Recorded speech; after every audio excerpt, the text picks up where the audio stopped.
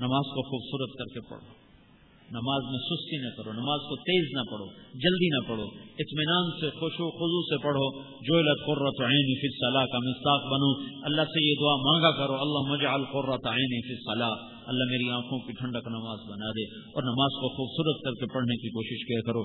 اور اس چار دیواری کے اندر سے غیبت نکال، چغلی نکال، عیب دیکھنے نکال، دل خراشی کے بول نکال۔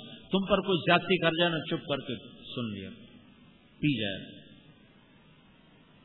اس پر جو تمہیں مراتب ملیں گے، بڑے بڑے تہجد گزار تمہاری گرد کو نہیں پہنچ سکتے۔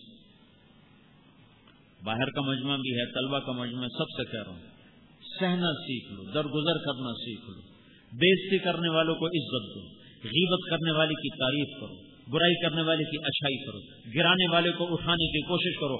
اللہ کی قسم، اللہ تم پر سایہ کر دے گا،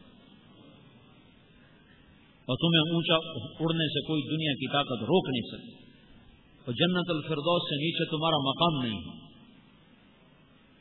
سہنا سیکھ لو، جواب دینا، چپ رہنا، بولنا سکھاتے ہیں نا کہ یہاں اعتراض ہے، ڈھونڈو کیا اعتراض، اعتراض بھی کرو، اب جواب بھی دو۔ تو میں کہتا ہوں چپ رہنا بھی سیکھو، چپ رہنا بھی سیکھو، چپ رہنا بھی سیکھو۔ جو تمہاری برائی کرے تم اس کی اچھائی شروع کر دو۔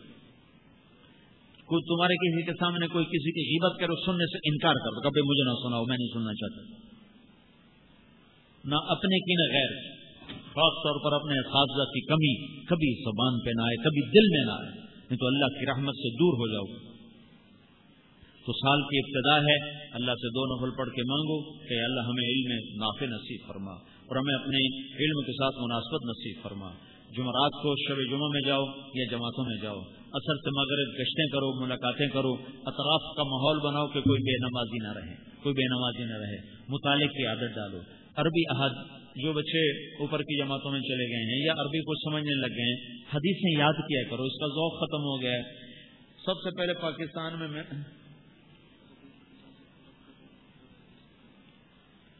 تو اب ایسے کیسے ہوگی وہ، انشاءاللہ پھر آؤں گا،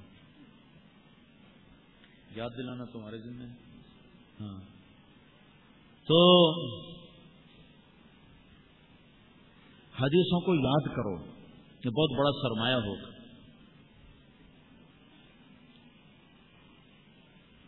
یاد کرو، سند کے ساتھ حوالے کے ساتھ۔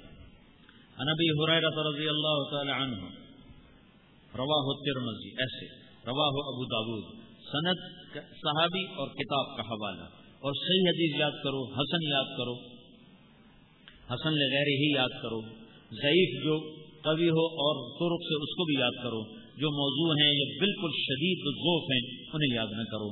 ان ایک حدیث روزانہ یاد کرنا شروع کر دو، ایک حدیث ہفتے میں ایک یاد کر لیا کرو، ہفتے میں ایک یاد کر لے تو تمہیں 54-52 حدیثیں سال میں یاد ہو جائیں گی، بہت بڑا سرمایہ۔ میں نے بہت حدیثیں یاد کی، لیکن مجھے کوئی بتانے والا نہیں تھا، میں نے اپنے ذوق سے یاد کی، تو میں یاد کرتا گیا۔ ایک میں نے نہ حوالہ یاد کیا نہ سند یاد کی، دوسرا اس کو محفوظ کرنے کا میں نے انتظام نہ کہ بس یاد کرتا گیا، تو وہ پھر اوپر سے مجھے پتہ نہیں تھا کہ میرے ساتھ اللہ تعالیٰ کیا معاملہ کرنے والا ہے کہ میرے سفر، میری مشغولیت اتنی زیادہ ہو جائے گی، تو وہ میں بھول گیا، بہت ساری بھول، تھوڑی سی یاد رہ گئی، باقی ساری بھول گئی ہیں۔ تو تم یاد کرنے کے ساتھ اس کو باقی رکھنے کا اہتمام بھی رکھنا ہے کہ یاد بھی ہو، پھر وہ یاد باقی بھی رہ جائے، میری طرح وہ ضائع نہ ہو جائے کہ پہلے کیا ہے نقضت، کیا ہے غزلہ من بعد قوت انکاثا، چرخہ کات پھر خود ہی جا کے توڑ تاڑ کے رکھ دیا، ایسا نہ ہو جائے۔ تو میں نے اللہ کے فضل سے بڑے شوق سے، بڑی کوشش سے بہت بڑا ذخیرہ حدیث یاد کیا تھا۔ اور یہ اس دور کی بات ہے جب حدیث یاد کرنے کی کسی کو خبر ہی نہیں، اور نہ ہی مدارس میں یہ ذوق تھا، بس اللہ تعالیٰ نے مجھے پتہ نہیں کہاں سے ذوق دے دیا، میں ایک حدیث روز یاد کیا کرتا تھا اور کرتا رہا، بہت زمانہ میں نے یاد کی ہیں۔ پھر اس کے بعد اتنی مصروفیت بڑھ گئی، اتنے سفر ہو گئے، اور ان کی دہرائی اور ان کو باقی رکھنے کا میں نے انتظام کوئی نہیں کیا تھا، پھر آہستہ آہستہ بھولتے اب تو بس بچہ کچھ چند ریز گاری ہے، نوٹ تو سارے ہاتھ سے نکل گئے، چند سکے ہاتھ میں رہ گئے ہیں۔ تو تم ایسا نہ کرو، تم اچھی طرح سے یاد کرو۔ تو جمعرات کو مرکز جاؤ یا شب جمعہ میں جاؤ یا اپنی جماعت میں جاؤ، تو دعوت دو، دعوت دینے سے ایمان بنتا ہے، اخلاق بنتے ہیں، وہ دین کے مٹنے کا درد پیدا ہوتا ہے۔ واپس آؤ تو مطالعہ اچھی طرح کرو، جو بات سمجھ میں نہ آئے اس کو سمجھو، کسی استاد سے الگ بیٹھ کر سمجھو، کسی طالب علم سے سمجھو، استاد سے سمجھو، بن سمجھے آگے نہ چلو، بغیر سمجھے آگے نہ چلو، تو انشاءاللہ اللہ تمہیں خوب نفع نصیب فرمائیں گے۔ سارے بچے نیت کر دو نا اس کی بھائی، جو بھائی باہر سے آئے ہوئے، اب یہ بچے تو اب سفر شروع کر رہے ہیں تعلیمی، لیکن جو باہر سے آئے ہیں مجمع، ان سے تو گزارش کرتا ہوں کہ 4 مہینے نقد اور 40 دن نقد کے ارادے کر کے اللہ کے راستے میں نکلنے کی نیت کرو، تو انشاءاللہ آپ کا نکلنا خیر و برکت کا سبب بنے گا۔